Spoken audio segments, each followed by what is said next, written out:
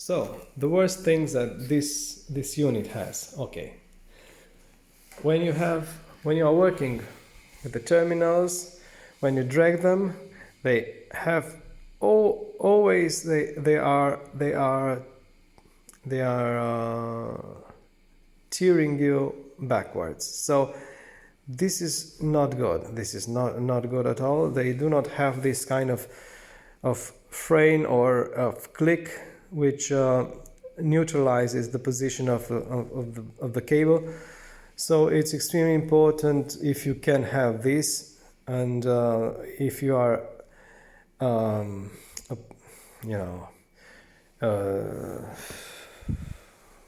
Sirona specialist, I would recommend you to implement this on the chairs, because otherwise it's it's like a children chair. So you have to have it. It's basic. ADAC has this for tens of years now. I don't know why they are not implementing this on. Other thing, the position. It's kind of the position of the cart is quite uneasy to move around. It's quite sturdy. It's very solid, but in the main time it takes you a lot of energy from your right hand to move this cart over, which is not admissible in our occupation, because we have to adjust our muscles with extremely fine movements, not with making weightlifting at the chair. All right. After that, you cannot switch too much between the position of the instruments, which is not admissible. I don't like it. I would like to be able to switch them wherever I would like. So this has to be the injector. This has to be the détartrage, the scaling. The other three positions, you can change them as you like.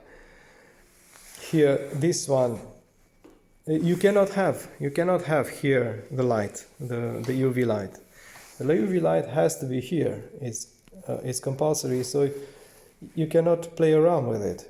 This is not a good situation. The others are for suction, and the spray for the assistant, it's right here. There is an induction contact for the aspiration, the two aspirations, saliva ejector and surgical suction. What else?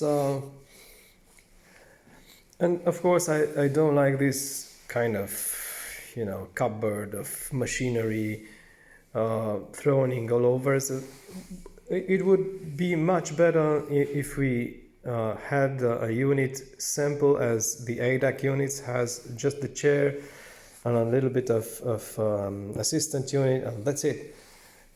Not being necessary to move around this. You have to go around when you have to take your laser, or you have to take your radio unit, or no. It's better to have as supple as possible the unit, so you can move around very well. And of course, this gives you a lot of sturdiness, of solidness,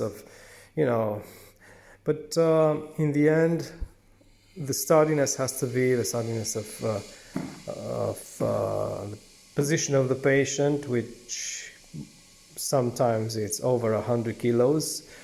So you have to have a good unit, and the solidity of implementing it on the floor, which is rather important. And afterwards, the flexibility of the parts. So you don't have to make muscles in order to carry things around, because sometimes your assistant is just looking outside the window, so you just have to be in the moment, and you have to have the possibility to adjust easily without passing from muscular contraction to something like putting a needle in your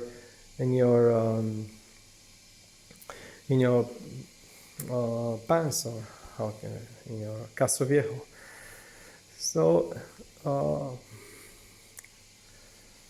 I think these also the colors, they don't have too much colors. They just have we barely could select a decent color, and which is sutured with a nice red colored suture. And of course this is not something, this is synthetic, it's nothing natural, I think. And I think it's rather sensible for scratching. I don't think it's so resistant, so I have to keep it very clean and very tidy, and to take very well care, because otherwise things can damage the surface. Now, a nice thing, of course, is this sensor here. You can operate it from these touch buttons, so on, off. If you want to polymerize, you have this option.